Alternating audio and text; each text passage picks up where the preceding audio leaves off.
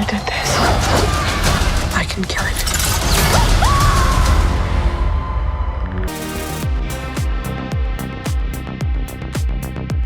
Hey everyone, I'm John from Let's Talk. Today we're going to be talking about the fourth sequel to Predator, Prey, which just came out on Hulu today, August 5th, 2022. But before we dive into that, if you are a fan of movie reviews, 4K Blu-ray reviews, TV reviews, tech reviews, we try and do them all here on the channel, and nothing helps out more than by liking this video and subscribing to the channel. So Prey was directed by Dan Trachtenberg, and it just came out today on Hulu. So Prey was directed by Dan Trachtenberg, and it stars Amber Midthunder in the lead role as Naru. She's a member of the Comanche tribe in 1719, and it follows her story and her fellow Comanche warriors as they are trying to take on the Predator.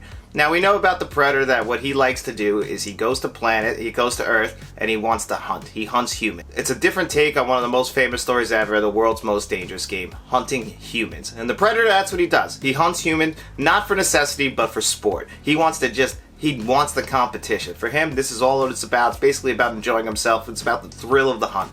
That's what he cares about. But of course, he's trying to kill other innocent people who don't know what they're even up against. The Predator is one of the most famous movie monsters of all time, right up there with the xenomorph alien. But I have always preferred the Predator's character design and exactly what he cares about. I always find it very fascinating that he doesn't actually have this real, he's not doing this for any kind of need or anything. He just wants to do it for sport. And I really do think that taking this film, Prey, to that back-to-basics approach, because this feels like the most like the original Predator movie, which I really think the franchise desperately needed. And this film is actually very good. It totally surprised me because I did not see this coming at all. I was expecting a bad film when this was originally announced. This felt very simply like 20th century had just been bought by Disney, and they got the rights to the Predator franchise, which allowed them to basically go for a simple cash grab movie. But this was not a cash grab movie. This was very much about a team of people who did care about this franchise and are clearly fans of this, because this was being developed right as they were still making the Predator. So Dan Trachtenberg had a plot in mind that he wanted to do, and it ties right back into Predator 2, which is really cool, because if you remember in Predator 2, there's a gun that they find that says 1715 on it. And I'm not going to spoil anything, but that might come into play into this film as well. So I definitely think this builds on the lore of the Predator character, and that makes for a great film. Especially for fans of this franchise in general who just want to see another good Predator film, this is definitely the film for you.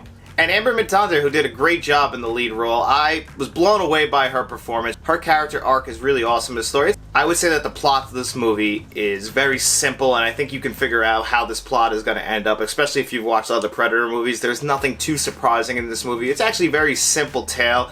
It's done in a very good way, and I think Amber Midthunder does a great job in the lead and portraying that character arc, even if you know where it's going, in an amazing way. She definitely stole the movie from an acting standpoint. Not that this movie is bad acted at all. It's actually very well acted. It's very well shot. It's very well edited. One little note, because this stuff I'm just a huge nerd for, is in the beginning when they transition into the title card and you see Prey. It's in the clouds and thunder and everything. I just thought that was beautiful. There was so much attention to detail like that. The way they were moving the camera around was just so... It's not something that you would have expected from a Predator movie, especially if you've seen the other ones. It really did kind of feel like a director and a cinematographer who knows how to put the camera in certain spots and didn't rely heavily on CGI, which is always a big complaint for me. But yes, the Predator design is different and it does have a CGI design to it, but I don't think it actually hurts the movie, especially, in 2022, I don't think that they spared too much expense on the CGI design, and they actually changed the design of the character, I think, in a really good way, and I think fans of the Predator are going to be very happy with that. Now, this wasn't a perfect movie. I did think that the second act did kind of drag a little bit until we got to the third act. It kind of did feel a little slow and slowed down at points. Now, there was some little montages in there that really did kind of move the pace along a little bit, but I'm not going to sit here and lie to you and tell you that it's a very fast-paced movie, because it's not. It's actually it's a lot slower paced than I thought it would be. And that worked for me on a personal level. I like it when they slow it down and they help develop the characters, because you want to get that attachment to a character. And I was very attached to Naru's character. I thought, I really cared about her arc, even though, like I said, I knew how her arc was going to end. This movie was extremely predictable for me. I had no issue figuring out the story, so really I just wanted to see some good acting and a good movie, and they definitely delivered that in spades. Overall, I can recommend this film. It's definitely something that, because it's not in theaters, which kind of disappoints me, I would have loved to see this on the big screen. Like I said, the beautiful vistas in this movie, the jungle looked great. It had some phenomenal shots. It would have really looked beautiful in a Dolby theater. But I did watch it on Hulu, and I watched it on my TV, and I had no problems with it. I think it still looked really good. From a personal standpoint, this is a movie that really would have benefited from the movie theater experience. You can watch it right now on Hulu, and I know it's available on Disney Plus for anyone international, and I can definitely recommend it. If I had to give this film a score out of 10, I'm going to give this a 7.5 out of 10. It's not a masterpiece, but I think it might actually be the second best in the whole Predator franchise. And that's saying a lot, because I do think that the Predator franchise overall has been consistently good. They just never reached the heights of the first one, and I don't think that it's possible that it ever can. But this is still a really good movie, and I can recommend it highly. But it's Friday, and before we get out of here, we're doing our weekly digital code giveaway, and this is the video where we ask our 2 digital code giveaway questions. If you're new to the channel, this is how we do it.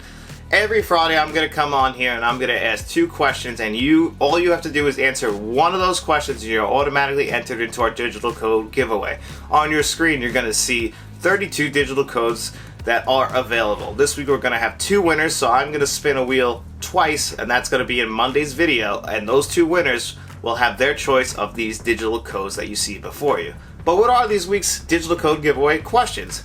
This one was actually tough because I've already asked what your favorite 80s horror movie monster was, so I don't want to double up on that. So I thought I would just go a little bit simpler, but also a little bit more expanded. What is your favorite sci-fi film of all time? What is your favorite sci-fi character of all time? Now you only have to answer one of those, but if you want to answer 2, I'm not going to stop you. I'm definitely looking forward to finding out what you guys are interested in. And also, let us know what you thought of Prey. Were you a fan of it? Did it disappoint you? How did you set your expectations? What is your favorite sequel in the franchise? Please leave your comments in the comment section below. And while you're down there, why don't you guys like this video and subscribe to the channel? And then, why don't you go tell your friends?